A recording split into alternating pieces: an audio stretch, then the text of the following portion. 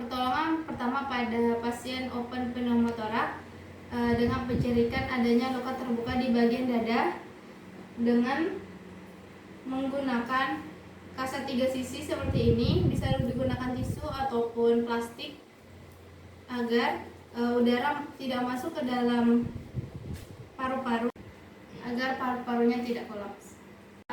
Pada pasien yang mengalami tension pneumotoraks dengan cirikan penderita mengalami sesak napas berat, terus ada cemas, peningkatan vena jugularis, eksistensi dada tidak simetris terkait terdorong ke kontralateral.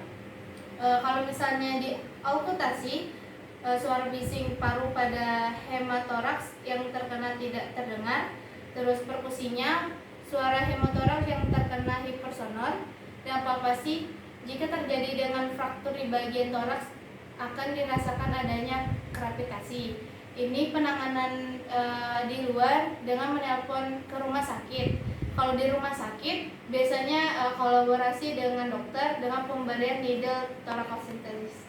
Setelah pada pasien dengan hematotoraks masif itu hampir sama dengan pasien tension pneumotoraks, cuman bedanya pada perkusi dia terdengar suara donos atau redup. Pertolongan pada pasien ini kalau di rumah sakit harus kolaborasi dengan dokter dengan pemasangan chest tube. Pertolongan pertama pada pasien VLCS biasanya bercirikan dinding dadanya paradoksal. Kalau di auskultasi, suara bising paru pada hematoraks yang terkena bisa vesikuler maupun tidak.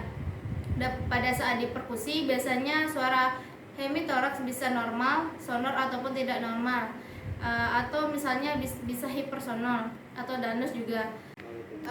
Biasanya pada saat palpasi bisa dirasakan adanya krepitasi di daerah yang terkena fraktur di toraks.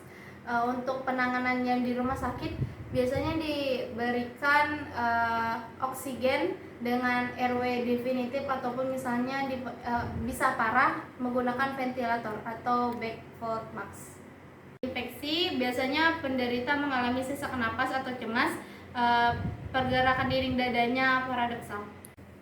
Pada pasien yang menderita tamponan jantung dengan bercirikan pasien sesak napas, bunyi jantung menjauh, nadi kecil dan cepat, terus adanya tanda-tanda shock. Ini biasanya penanganan di rumah sakit dengan menggunakan torakotomi, kolaborasi dengan dokter.